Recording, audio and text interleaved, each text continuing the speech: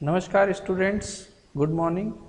आज हम लोग सीएस की क्लास के अंदर डाटा विजुअलाइजेशन पाइपलोड की मदद से सीखेंगे कि कैसे आप लोग जो है किसी भी डाटा को रिप्रेजेंट कर सकते हैं, विजुअलाइज कर सकते हैं in the graphical form like graph, bar graph, pie chart. इस टाइप से के फॉर्म में आपको रिप्रेजेंट करना है किसी भी डाटा को पाइपलोड की मदद से। तो यहाँ पर हम लोग आज उसी चीज़ को समझेंगे। ये काफ़ी इम्पोर्टेंट पार्ट है क्लास 12th सीएस में। यहाँ पर इसके अंदर आपको जो है डाटा को रिप्रेजेंट करने का 1 से 2 प्रोग्राम आपके डेफिनेटली एग्ज़ाम में आएंगे, तो आपको इसको अच्छे से समझना है और प्रैक्टिस भी इसकी आपको काफ़ी करना है। और ये कोई टफ पार्ट नहीं है, यह बहुत सिंपल पार्ट है, बस इसके फंक्शंस आपको अच्छे से याद हो जाने चाहिए। ये अगर याद होगा तो आप इजीली कोई भी डाटा का ग्राफ बना सकते हैं। तो देखते हैं हम लोग What is data visualization? Data visualization, we know it is an era of big data and this data is very important for any organization for decision making. Visualization technique for such big data are very important for the purpose of analysis of data. तो यहाँ पर हम देखेंगे data visualisation यानी किसी भी data को हमें ग्राफिकल फॉर्म में रिप्रेजेंट करना है। ग्राफिकल फॉर्म में रिप्रेजेंट करने का बेनिफिट क्या रहेगा कि एक तो वो डाटा जल्दी से रीड हो सकता है, दूसरी बात ग्राफ को देखने से हमें डिसीजन लेने की पावर जो है हमारी वो बढ़ जाती है। इजीली हम लोग तुरंत डिसीजन ले सकते हैं जो भी हमारा ऑर्गेनाइजेशन है उसके लिए। तो यहाँ पर कई बार हमारे पास डाटा को रीड करने का टाइम नहीं है, तो हम लोग ग्राफ देख के जल्दी से समझ जाते हैं। तो एक तो ये ऑर्गेनाइजेशन में डिसीजन मेकिंग में, इसके बाद में बड़ा डाटा है उसको एनालिसिस करना है तो हम लोग उसको विजुअलाइज करते हैं। इसके बाद में हम देखेंगे डाटा विजुअलाइजेशन ग्राफिकल होता है और विजुअल रिप्रेजेंटेशन ऑफ डाटा होता है like chart, graph, map etcetera. इसके बाद हम देखते हैं data visualisation graphical, visual representation, information, data using visual element, chart, graph, maps. In this chapter we will come to know about pipeload in Python. We will also come to know about the visualization data using pipeload. पाइपलोड की मदद से हम लोग कैसे data को visualise करेंगे और पाइपलोड होता क्या है, वो सारी चीज़ें इस लेक्चर में हम लोग पढ़ेंगे। देखते हैं हम लोग पाइपलोड जो है पाइथन के अंदर अगर आपको यूज़ करना है तो आपके सिस्टम में मैटप्लॉटलिब करके एक लाइब्रेरी होना बिल्कुल आवश्यक है। ये लाइब्रेरी होगी तभी आप पाइपलोड को यूज़ कर पाएंगे, अदरवाइज आप इसे यूज़ नहीं कर पाएंगे। इसको अगर हमें देखना है या इस मैटप्लॉट लाइब्रेरी को इंस्टॉल करना है तो वो सारी स्टेप्स मैं आपको बता दूंगा। यहाँ पर हम देखेंगे मैटप्लॉट लाइब्रेरी पाइथन की एक ऐसी लाइब्रेरी है जो बहुत सारे इंटरफेस प्रोवाइड करेगी, फंक्शन बनाने में फंक्शनलिटी प्रोवाइड करती है 2D ग्राफिक्स बनाने में। 2 डायमेंशन ग्राफ बनाने के लिए जो जिसके अंदर एक्स और वाई एक्सिस दोनों रहती है, उन ग्राफ्स को बनाने के लिए हम लोग मैटप्लॉटलिब को लाइब्रेरी को इंस्टॉल करेंगे और फिर हम उसे इंपोर्ट करेंगे प्रोग्राम के अंदर। लाइब्रेरी से मतलब इन द सेंस कि फॉर एग्जांपल जैसे अभी तक हम लोगों ने कुछ प्रोग्राम्स बनाए हैं, जैसे मैथमेटिकल फंक्शंस जब भी हम परफॉर्म करते हैं, एग्जीक्यूट करवाते हैं सिस्टम में, तो हमें मैथ लाइब्रेरी को इंपोर्ट करना पड़ता था। ठीक है, इंपोर्ट मैथ करके एक स्टेटमेंट सबसे ऊपर लिखना पड़ता था। अब हमें ग्राफ बनाने हैं डाटा से, तो ग्राफ बनाने के लिए हमें मैटप्लॉट लाइब्रेरी को इंपोर्ट करना पड़ेगा। मैटप्लॉट लाइब्रेरी इंपोर्ट करने के पहले वो आपके सिस्टम में इंस्टॉल होना बहुत ज़रूरी है। तो हाई क्वालिटी प्लॉटिंग ग्राफ बनाना है तो पाइथन में हम मैटप्लॉट पाइपलोड का यूज़ करेंगे। इसके बाद में मैटप्लॉट लाइब्रेरी जो है बहुत सारे डिफरेंट नेम कलेक्शन मेथड्स हमें प्रोवाइड करती है। इसके जैसे बार चार्ट बनाना, पाई चार्ट बनाना है, बहुत सारी मेथड्स अलग अलग हैं जो प्रोवाइड करती है। पाइपलोड जो है वो मेथड्स का एक कलेक्शन है जो मैटप्लॉटलिब के अंदर ही रहता है। और 2D प्लॉट या 2D ग्राफ बनाने के लिए हमें इजीली जो है इंटरफेस प्रोवाइड करता है। नेक्स्ट हम देखेंगे कैसे इंस्टॉल करेंगे, सबसे बड़ा चैलेंज हमारे लिए। तो यहाँ पर कुछ भी नहीं करना है आपको, सिर्फ अगर जो लोग PIP चला रहे हैं, दैट मीन्स पाइथन का सिंपल इंटरफेस वर्जन 3.7 अगर आप चला रहे हैं अपने सिस्टम में, तो आपको PIP command prompt start menu पे क्लिक करेंगे, उसके बाद में CMD लिखेंगे रन में जा करके, वहाँ पर राइट क्लिक करके रन एज एडमिनिस्ट्रेटर करेंगे तो CMD जो है आपका ओपन हो जाएगा, that means command prompt screen पर आप देख सकते हैं। सिर्फ उसमें जाने के बाद आपको लिखना है सिंपली PIP इंस्टॉल मैटप्लॉटलिब। इसको लिखने के पहले आपका जो सिस्टम है वो इंटरनेट से कनेक्टेड होना चाहिए, एक अच्छा सा कनेक्शन आपके पास होना चाहिए। विदाउट इंटरनेट कनेक्शन ये चीज़ इंस्टॉल नहीं हो पाएगी। तो यहाँ पर पाइथन का जो 3.7 वर्जन इंस्टॉल अगर है आपके पास, तो पहले आपको मैटप्लॉट लाइब्रेरी को इंस्टॉल करना पड़ेगा। तो pip इंस्टॉल मैटप्लॉटलिब इस टाइप से आप लिखेंगे तो 5 मिनट आपको लगेंगे। 5 मिनट या 2 मिनट के अंदर जैसे भी आपकी स्पीड है इंटरनेट की उसके अकॉर्डिंग ये ऑटोमेटिक इंस्टॉल हो जाएगा। ये इंस्टॉल होने के बाद ही हमारे ग्राफिकल प्रोग्राम रन होंगे सिस्टम पे, अदरवाइज नहीं होंगे। आगे देखते हैं हम लोग। इस टाइप का आपको सिंटेक्स लिखना है, ठीक है। import matplotlib.pyplot और import matplotlib.pyplot as pl। यानी अगर आप बार बार प्रोग्राम के अंदर pyplot नहीं लिख पा रहे हैं तो यहाँ पर आपको उसका alias name as pl as a pl, तो pl नाम जब भी आप लिखेंगे प्रोग्राम में, वहाँ पर ये मैटप्लॉट लाइब्रेरी के अंदर से pyplot नाम का जो फंक्शन है वो एक्सेस होने लग जाएगा, ठीक है। तो पहले आपको प्रोग्राम में उसे इंपोर्ट करना पड़ेगा। इसके बाद में नेक्स्ट हम देखेंगे यहाँ पर we will use command afterward using pl with dot operator. Dot operator is a association operator, और यहाँ पर हम लोग देखेंगे डॉट ऑपरेटर की मदद से हम लोग जो है पाइथन के पाइपलोट को एक्सेस कर पाएंगे। Before proceeding we need to know something about numpy। तो numpy के बारे में आपको थोड़ा बहुत पता होना चाहिए। तो numpy के लिए आपको जो है IP वाला लेक्चर आपको देखना पड़ेगा, या क्लास 11th में हमने अगर numpy का चैप्टर पढ़ा है यहाँ पर तो उसे आपको देखना पड़ेगा, दैट इज़ न्यूमेरिक पाइथन। तो न्यूमेरिक पाइथन को थोड़ा सा समझना पड़ेगा, तो इसका लेक्चर आप देख लीजिएगा। यहाँ पर numpy provide very useful function for plotting. numpy also support vectorise function. Suppose vector function से आपको कोई ग्राफ बनाना है जिसमें डायरेक्शन है तो वो भी आप बना सकते हैं, और बहुत सारे फंक्शन आपको प्रोवाइड करेगा numpy। numpy भी सिंपली कुछ भी नहीं है, इसमें एक लाइब्रेरी है। numpy को भी आप जैसे मैटप्लॉट लाइब्रेरी इंस्टॉल करते हैं वैसे ही यहाँ पर numpy को भी आप इंस्टॉल करेंगे। सिर्फ सिंपली आपको pip इंस्टॉल numpy ऐसा लिखेंगे तो numpy भी आपका इंस्टॉल हो जाएगा।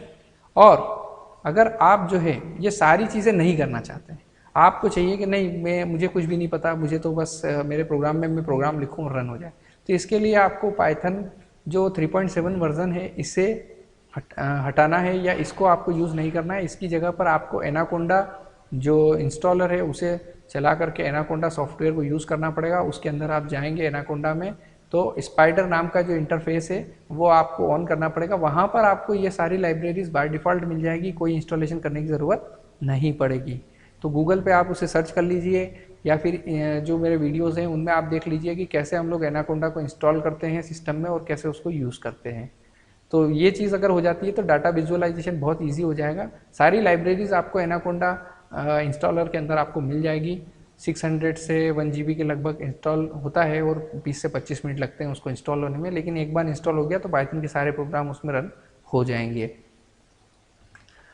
हम बात करते हैं न्यूमेरिक पाइथन। न्यूमेरिक पाइथन क्या है? एक ओपन सोर्स मॉड्यूल है जो फंक्शन फॉर अरे और मैट्रिसेस हमें प्रोवाइड करता है। अरे क्या होता है? वो सिमिलर डेटा टाइप का एक कलेक्शन है, जस्ट लाइक ए लिस्ट। जैसे हमने 11th क्लास में लिस्ट को पढ़ा था, या प्रीवियस लेक्चर्स जो हैं उनमें हमने लिस्ट को पढ़ा था, वैसे ही अब हम जो है numpy के अंदर अरे जो होता है वो भी सेम ही होता है। तो यहाँ पर कोई आपको दिक्कत नहीं आएगी।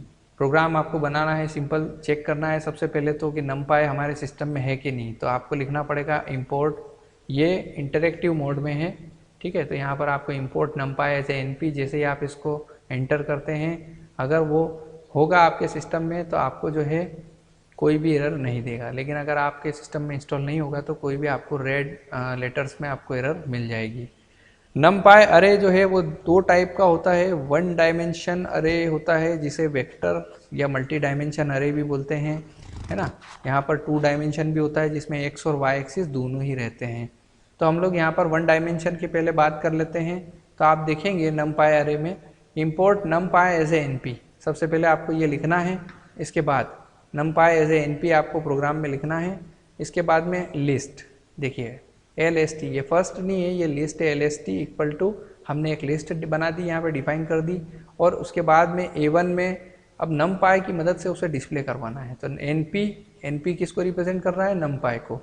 numpy में अरे एक फंक्शन है जो numpy के साथ ही काम करता है, इसे अरे के फॉर्म में रिप्रेजेंट करना है, और किसे? लिस्ट के लिए। जब हम लिस्ट का आउटपुट देखते हैं तो लिस्ट का आउटपुट ये है, लेकिन जब हम A1 का आउटपुट देखते हैं तो ये है। तो आपको डिफरेंस समझ में आया अरे और लिस्ट में क्या हुआ। लिस्ट जब हमने डिस्प्ले करवाई तो 1, 2, 3, 4 सभी जो है इंडिविजुअल एलिमेंट्स जो है आपके रिप्रेजेंट हुए, लेकिन जैसे ही हमने अरे को रिप्रेजेंट कराया यहाँ पर कॉमा जो है वो एलिमिनेट हो गया है और आपका आउटपुट सिंपल 1, 2, 3, 4 आपके 4 एलिमेंट डिस्प्ले हो गए एक लिस्ट के अंदर। तो अरे और लिस्ट में दोनों में सिर्फ इतना सा ही डिफरेंस है। रिप्रेजेंट कैसे करना है बस आपको ये पता होना चाहिए। आपके लिए इस प्रोग्राम में इंपॉर्टेंट है एक तो इंपोर्ट करना और दूसरा np.array, ये यहाँ पर लेटर्स का आप ध्यान रखिएगा। नेक्स्ट प्रोग्राम सिंपल प्लॉटिंग, वो चीज़ अब आ गई है हमारे सामने जिसका हमको बेसब्री से इंतज़ार था कि कैसे हम लोग जो है डाटा को ग्राफिकल फॉर्म में या ऐसे कलरफुल रंग बिरंगी ग्राफ हम कैसे डिज़ाइन करेंगे by the help of programming.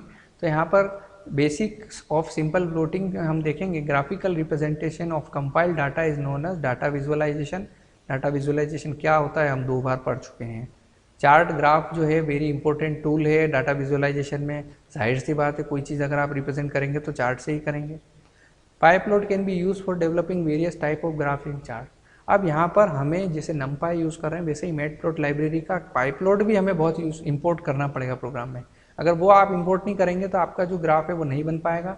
एक बार देख लेते हैं लाइन चार्ट कैसा होता है। ये रहा लाइन चार्ट, दूसरा है बार चार्ट, ये बार चार्ट, और तीसरा है पाई चार्ट, ये पाई चार्ट। तीनों के लिए अलग अलग फंक्शन है, उन्हें हमें देखना है। लाइन चार्ट कैसे बनाएंगे, पहला आपका ग्राफिकल प्रोग्राम। तो लाइन चार्ट जो है एक लाइन ग्राफ है, टाइप ऑफ चार्ट है जो हमें इंफॉर्मेशन सीरीज के फॉर्म में डिस्प्ले करेगा। इसमें कुछ डाटा पॉइंट्स होंगे, यहाँ पर एक्स और वाई दोनों रहेंगे। और कोई भी ग्राफ अगर हम बनाते हैं तो यहाँ पर उस ग्राफ के अंदर हमें एक्स एक्सिस वाई एक्सिस दोनों मिलते हैं, और हम लोग एक्स के लिए जो डाटा है वो लगाते हैं, वाई के लिए जो डाटा है वो लगाते हैं, और उसके अकॉर्डिंग हमारा जो लाइनिंग ग्राफ है वो डिस्प्ले होता है। तो कैसे हम लोग बनाएंगे, तो सबसे पहले हम लोग पाइपलोड को एज ए पीएल जो है यहाँ पर इंपोर्ट करेंगे। Import matplotlib.pyplot as a PL, है ना। इतना बड़ा नाम लिखने की ज़रूरत नहीं है, हम इसे पीएल लिख देंगे। तो देखिए यहाँ पर पीएल लिखा भी है। हमारे पास 2 टाइप की लिस्ट है, 2 डाटा है, A equals to 1 2 3 4, B equals to 2 4 6 8, है ना। एक जो डाटा है वो रहेगा आपका एक्स एक्सिस के लिए, एक रहेगा आपका वाई एक्सिस के लिए। अब हमें इन दोनों डाटा को ग्राफिकल फॉर्म में रिप्रेजेंट करवाना है। तो हम क्या करेंगे, प्लॉट फंक्शन की मदद से, जो कि अभी मैंने आपको बताया पाइपलोड, तो प्लॉट फंक्शन की मदद से आप जो है सिंगल लाइन का जो लाइन चार्ट आप बना सकते हैं। लाइन चार्ट अगर आपको बनाना है इस टाइप का जो इमेज सिस्टम पे दिख रहा है, तो आपको प्लॉट की मदद से इन दोनों डाटा के बीच में एक चार्ट आपका बन जाएगा। अब चार्ट तो बन गया, उसे प्रिंट करवाना है, स्क्रीन पे दिखना है। तो अभी तक हम लोग क्या करते थे, प्रिंट की मदद लेते थे, लेकिन यहाँ पर प्रिंट स्टेटमेंट काम नहीं करेगा। यहाँ पर ग्राफिक्स है, इसलिए हमें उसे शो करना पड़ेगा। तो शो फंक्शन जो है ये भी पाइपलोड मैटप्लॉट लाइब्रेरी के अंदर अवेलेबल है पाइपलोड में। तो आप लोग जो है जैसे ही शो फंक्शन लगाएंगे यहाँ पर p1.show, यानी p1 की जो वैल्यू है वो मुझे शो कीजिए स्क्रीन के ऊपर। तो यहाँ पर आप देखेंगे जो भी हमारा ग्राफ है अकॉर्डिंग टू आवर वैल्यू वो आपका ऑटोमेटिक डिस्प्ले हो जाएगा। अब बात करते हैं रेंज की, तो देखिए यहाँ पर 1.0, 1.5, है ना, 2.0, 2.5, ये सारी चीज़ें हमें यहाँ पर दिखाई दे रही है। और वाई एक्सिस पे भी 1 2 3 4 जो डाटा है वो आपको दिख रहा है यहाँ पर। तो इन दोनों को लेकर ये जो चीज़ है ये ऑटोमेटिक डिसाइड करेगा। जो प्लॉट फंक्शन है वो ऑटोमेटिक खुद ही डिफाइन कर लेगा, और बस आपका जो डाटा है वो 1 2 3 4 2 4 6 8 वाली सीरीज़ में यहाँ पर एक लाइन के फॉर्म में डिस्प्ले हो जाएगा। ये एक सिंपल सा छोटा सा प्रोग्राम है। नेक्स्ट हम देखते हैं लाइन चार्ट कैसे बनाएंगे। ये भी लाइन चार्ट था, और लाइन चार्ट अगर आपको बनाना है, अब देखिए यहाँ पर सिंपल बस पुराने प्रोग्राम जैसा ही है। यहाँ पर एक A1 लिया था और A और B लिया था, यहाँ पर हमने लिया ओवर और रन। यानी इस बार हम लोग रियल टाइम डाटा या रियल टाइम वेरिएबल्स को लेकर के डाटा बना रहे हैं ताकि आपको प्रोग्राम जल्दी समझ में आ जाए। तो ओवर्स, हमारे एक क्रिकेट का मैच चल रहा है, उसमें ओवर्स है 5 ओवर्स है 1 2 3 4 5। फर्स्ट ओवर में 13 रन बने थे, सेकेंड ओवर में 4, थर्ड ओवर में 16, फोर्थ ओवर में 5 रन और फिफ्थ ओवर में 7 रन हमारे बने थे। तो अब हम इन दोनों के बीच में ग्राफ डिज़ाइन करना है।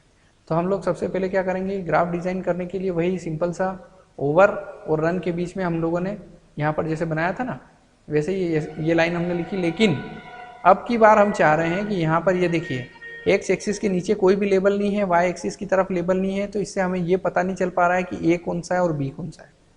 ठीक है, वैसे ही यहाँ पर भी अगर हम लोग देखें तो इस ग्राफ के अंदर अगर आप देखें ये जो ओवर्स और रन, ये दोनों ये बता रहे हैं कि ये जो लाइन है ये रन की तरफ जा रही है और ये ओवर्स की तरफ जा रही है। तो इन दोनों को हम लोग क्या बोलते हैं, लेबल्स।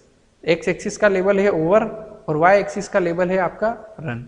तो देखेंगे हम लोग यहाँ पर एक्स लेबल ओवर्स है ना, एक्स लेबल फंक्शन क्या करेगा, जो P1 डॉट, P1 क्या है आपका पाइपलोड लाइब्रेरी है आपकी, इसके अंदर एक्स एक्सिस पे लेबल जो रहेगा वो ओवर लिखना है, वाई एक्सिस पे जो लेबल रहेगा वो रन रहेगा, और दोनों के बीच में प्लॉट की मदद से आप ग्राफ बनाएंगे और शो की मदद से उसे शो करेंगे।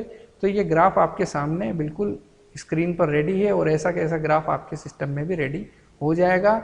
एक बात का ध्यान रखिएगा कि मैटप्लॉट लाइब्रेरी इंस्टॉल ज़रूर होना चाहिए। स्टेप बाय स्टेप इस वीडियो में जो भी मैं स्टेप्स आपको बता रहा हूँ उसे बस फॉलो करते जाइएगा, तो आप बिल्कुल ये ग्राफ बना पाएंगे। नेक्स्ट हम लोग देखते हैं अब लाइन का कलर, विड्थ और स्टाइल। हमें अब थोड़ा सा और अपग्रेडेशन चाहिए, क्योंकि ये जो ग्राफ था ये थोड़ा सा एट्रैक्टिव कम लग रहा है, हमें और अच्छा ग्राफ चाहिए। तो हम लोग क्या करेंगे, यहाँ पर लाइन का कलर चेंज करना है, उसकी विड्थ बढ़ानी है, स्टाइल बढ़ानी है। यानी अब की बार देखिए जो ग्राफ है वो वेव फॉर्म में है, तो वेव फॉर्म में डाटा जो ग्राफ रिप्रेजेंट होगा bye the help of cos x और साइन एक्स की मदद से। कोस एक्स और साइन एक्स जो है ये दोनों ऐसे मैथमेटिकल फंक्शंस हैं जो रियल टाइम ग्राफ आपको डिस्प्ले करते हैं। फॉर एग्जांपल वेव फॉर्म में, या कोई भी आपका जो रेडिएशन है, कोई टेम्परेचर है, इस टाइप के जो रियल टाइम डाटा होते हैं उन्हें रिप्रेजेंट करना है वेव फॉर्म में। तो वेव फॉर्म में इसलिए साइन वेव का नाम आपने सुना ही होगा, साइन वेव, कॉस वेव, तो इन फंक्शंस से हम लोग उनको रिप्रेजेंट करेंगे।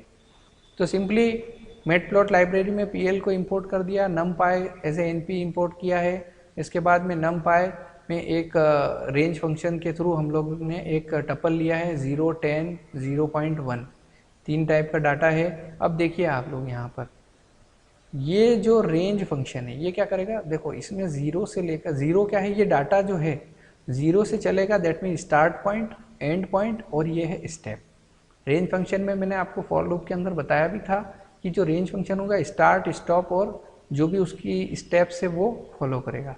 यानी 0 से लेकर के 9 तक या 10 तक जो भी हमारा डाटा रेंज फंक्शन चलेगा, जहाँ तक भी आपको पता ही होगा कि रेंज फंक्शन कहाँ तक चलता है। तो इस चीज़ को आप लोग रिकॉल भी कर लीजिए अपने दिमाग में। और उसके बाद में 0.1 का स्टेप्स का गैप रहेगा। तो हम लोग सबसे पहले numpy में cos x, जो x है उसके ऊपर cos फंक्शन लगाएंगे और b वाले वेरिएबल में स्टोर करवाएंगे sin x, और ये दोनों फंक्शन जो है वो numpy के अंदर होते हैं। इसीलिए आपको numpy को यहाँ पर इंपोर्ट करना बहुत ज़रूरी है। अगर ये नहीं करेंगे तो ये चीज़ें यहाँ पर काम नहीं करेगी। फिर से वही प्लॉट बनाना है, लेकिन P1 डॉट प्लॉट, एक्स का जो डाटा है उसके अकॉर्डिंग प्लॉट बनाना है, ठीक है। और ए के फॉर्म में बनाना है, यानी ए जो है वो आपके cos x के थ्रू डाटा को लेगा, और बी जो है आपका वो sin x के थ्रू डाटा को रिप्रेजेंट करेगा। अब ये आर और बी जो है ये कलर रिप्रेजेंटेशन है।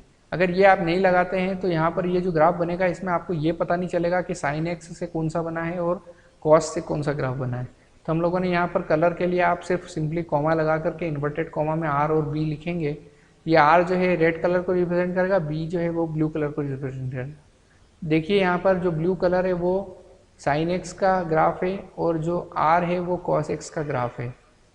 तो इन चीज़ों को देखें, जो साइन एक्स का ग्राफ है वो 0 से इनिशियलाइज हुआ है, और कॉस एक्स का जो ग्राफ है वो 1 से इनिशियलाइज हुआ है। यही थोड़ा सा दोनों में डिफरेंस है, और वेव फॉर्म में डिस्प्ले करवाने के लिए हमने साइन और कॉस का यूज़ किया है। और अगर आपको चाहिए कोई और भी कलर तो यहाँ पर ये जो कलर कोड दिए हैं इन्हें आप कॉपी में नोट डाउन कर लीजिए, और इनको लगा करके डिफरेंट टाइप्स के जो ग्राफ है आप डिज़ाइन करके देख सकते हैं। अगला हम लोग देखेंगे यहाँ पर चेंजिंग लाइन कलर। तो लाइन कलर तो हमने यहाँ पर भी चेंज किया ही था, लेकिन लाइन का स्टाइल और विड्थ भी हमें बढ़ानी है। तो अब हमें विड्थ बढ़ानी है तो सिंपली जो हमारा डाटा है वो, और ये तो सेम पुराने प्रोग्राम जैसा ही है, यहाँ पर cos x और sin x है numpy के अंदर, और इन दोनों की वैल्यू हमने इन दोनों पे x, ये दोनों फंक्शन x के ऊपर लग रहे हैं, और x की जो है वो sin और cos के थ्रू हम लोग इनको रिप्रेजेंट करेंगे, और ये वैल्यू स्टोर होगी a और b के अंदर। अब यहाँ पर सिंपली वही प्लॉट फंक्शन क्या करेगा, ये पूरा प्लॉट जो है इसके ऊपर डाटा डिज़ाइन करेगा, और ए बी की वैल्यू डिज़ाइन करनी है। आर और बी कलर को शो कर रहे हैं, लेकिन अब लाइन की साइज़ आप बड़ी छोटी करना है। तो एक फंक्शन है आपका लाइन विड्थ। लाइन विड्थ भी जो है वो पाइपलोड के अंदर एक फंक्शन है जो लाइन की साइज़ को डिसाइड करेगा। तो यहाँ पर आप कुछ भी एक वैल्यू डाल दीजिएगा और दूसरे की वैल्यू भी, जैसे यहाँ पर 2 लिखी है। तो देखिए यहाँ पर लाइन, ये वाली जो रेड वाली लाइन है, जो कॉस वाली लाइन है, वो तो आपकी थोड़ी सी साइज़ इसका बड़ा है, और यहाँ पर जो साइन वाली लाइन है उसका साइज़ छोटा है ना, थोड़ी सी पतली लाइन आ गई। और इन दोनों का आप शो की मदद से शो करवा लीजिए। अब आप चाह रहे हैं कि नहीं मेरी तो लाइन जो है वो डॉटेड होना चाहिए, तो कुछ भी नहीं, आपको सिर्फ यहाँ पर ये देखिए पूरा प्रोग्राम सेम रहेगा, और यहाँ पर आपको लाइन स्टाइल नाम का एक फंक्शन लगाना पड़ेगा, उसमें लिखना पड़ेगा आपको डैश्ड। जैसे ही आप डैश्ड लिखेंगे तो ये यहाँ पर पूरा डैश के फॉर्म में रिप्रेजेंट हो जाएगा। यहाँ पर आप देखेंगे, और लाइन विड्थ, इसमें आप डैश डिफरेंट लाइन स्टाइल के लिए ये देखिए, अगर आपको point line style equal to, यहाँ डैश्ड की जगह आपको यहाँ पे डैश लगाना पड़ेगा। ठीक है, यहाँ पर लिखा हुआ है लेकिन यहाँ पर ये ग्रीन के अंदर है, इसका मतलब ये एक कमेंट बनेगा। एक बार आप इसे रन करके देखिएगा सिस्टम में, अगर ये डैश्ड पे अगर रन हो जाता है तो ठीक है, अदरवाइज यहाँ पर आपको इस टाइप के ये जो डैश है इन्वर्टेड कॉमा में ये लगाना पड़ेगा, उससे आपकी लाइन जो है वो डैश फॉर्म में रिप्रेजेंट होगी। सेकंड में लाइन विड्थ जो है वो 2 हमने कर दी है, इन्हें एक लाइन की हमें स्टाइल बदलनी थी, बदल के हमने उसको शो करवा दिया। ये प्रोग्राम भी बड़ा इंटरेस्टिंग रहा। नेक्स्ट हम लोग देखेंगे changing marker type, size, colour. Size, colour, ये सारी चीज़ें अगर हमें चेंज करना है तो इसके लिए हमें क्या करना पड़ेगा, सिंपली हमारे पास ओवर और रन वाला प्रोग्राम वापस से लेना है। इसमें हमने क्या किया, ओवर और रन को डिस्प्ले करवाना है, प्लॉट करवाना है। आर रेड कलर को रिप्रेजेंट कर रहा है, मार्कर डी। ठीक है, तो मार्कर डी क्या करेगा, यहाँ पर देखेंगे, यहाँ पर देखिए, यहाँ पे ये जो बीच बीच में जो डॉट दिख रहे हैं, है ना, जहाँ पर भी हमारे ग्राफ का मूवमेंट हो रहा है। ठीक है, मूवमेंट हो रहा है इन द सेंस कि जो भी हमारा ग्राफ है, ये जहाँ उसकी वैल्यू चेंज हो रही है जिस पॉइंट पे, उस पॉइंट को जो है हम लोग मार्क करेंगे। तो मार्क करने के लिए हम लोगों ने यहाँ पर डी का यूज़ किया है। देखिए यहाँ पर लिखा हुआ भी है, डी का मतलब है thin diamond marker. Capital D लिखेंगे तो डायमंड मार्कर बनेगा, एक्स लिखेंगे तो एक्स वाला मार्कर बनेगा। ये सभी मार्कर स्टाइल्स हैं, इनको आप यहाँ पर अप्लाई करें और अलग अलग टाइप का ग्राफ आप बनाएं। मार्कर का साइज़ वही जो डायमंड और ये जो बन रहे हैं, इनका साइज़ ये डिस्प्ले हो जाएगा। इस साइज़ को भी आप चेंज करके ज़रूर देखें। फिर मार्कर जो है, मार्कर एज कलर। अब ये मार्कर का जो एज है ना, ये ने इसके जो किनारे हैं, इनका कलर भी मैंने रेड लिखा है, तो ये यहाँ पर रेड कलर में आपको डिस्प्ले हो जाएगा। ठीक है, डिस्प्ले होगा। डिस्प्ले कैसे होगा, p1 dot show, pl sorry. इसके बाद में हम थैंक्स फॉर वॉचिंग। उम्मीद करते हैं आपको ये दोनों तीनों चारों प्रोग्राम जो है बहुत अच्छे से समझ में आ गए होंगे, और इनको आप डेफिनेटली, काफ़ी इंटरेस्टिंग है, बहुत मज़ा आएगा आपको इनको बनाने में। और जब ये आप बनाएंगे तब आपको बहुत इंटरेस्टिंग लगेगा कि हाँ, कुछ नया हम लोगों ने पढ़ा है। और इनके आप समझिए, इनके कम से कम 2 से 3 प्रोग्राम जो है एग्ज़ाम के अंदर ज़रूर आते हैं। और कई बार क्या होता है, कुछ कोड आ जाते हैं, उन कोड के अंदर आपको एरर फाइंड करना भी बताया जाता है, लेकिन ये प्रोग्राम आपको बार बार प्रैक्टिस करना है। इसके थ्रू आप इजीली ग्राफ डिज़ाइन करेंगे, बहुत अच्छा लगेगा आपको। आप इसको बिल्कुल बना करके देखिए। और इसके आगे मैं आपको बार चार्ट, पाई चार्ट बनाना भी बताऊंगा, तो वो भी आपको जो है नेक्स्ट वीडियो में बिल्कुल मिलेगा। लेकिन पहले आप जो है लाइन चार्ट को अच्छे से बना करके देख लीजिए। तो थैंक्स फॉर वॉचिंग, नमस्कार।